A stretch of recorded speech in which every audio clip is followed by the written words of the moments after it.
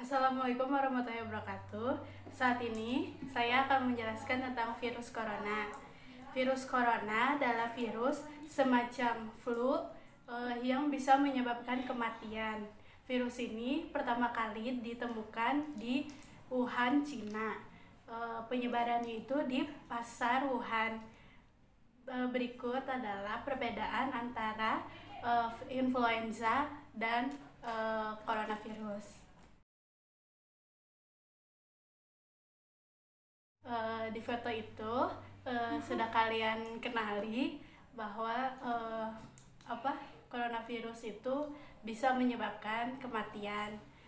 Bagaimana sih virus corona bisa berakhir? Berikut adalah video yang akan menjelaskannya.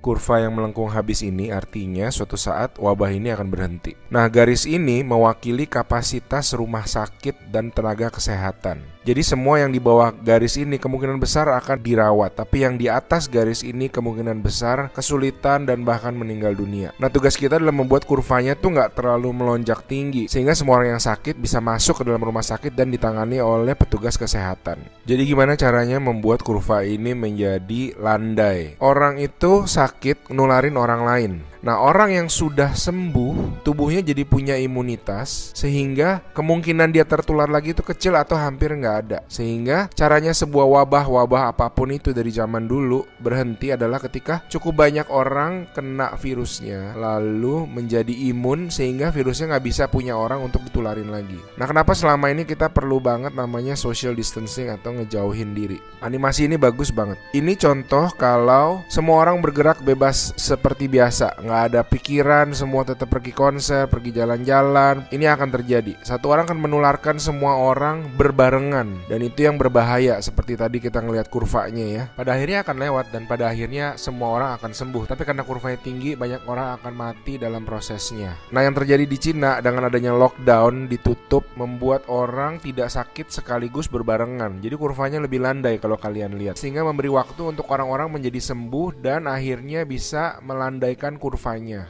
Nah, sekarang kita lihat kalau kita lakukan namanya social distancing, yaitu kalau nggak harus banget nggak usah pergi keluar, kalau nggak penting-penting banget nggak usah ketemu temen, nggak usah ada social function, semuanya ditunda dulu. Kita lihat apa yang terjadi.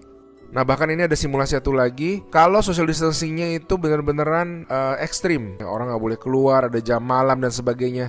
Ini yang terjadi. Kita lihat beda banget kan. Jadi ada orang yang akan tetap sakit, tapi mereka bisa masuk rumah sakit dan dirawat. Jadi teman-teman, please do your social distancing, stay at home, work from home, anywhere you can. Ada orang-orang yang nggak bisa, saya mengerti, tapi sebisa mungkin lakukanlah semuanya itu. A good way of doing it is to imagine that you do have the virus, and change your behavior so that you're not transmitting it.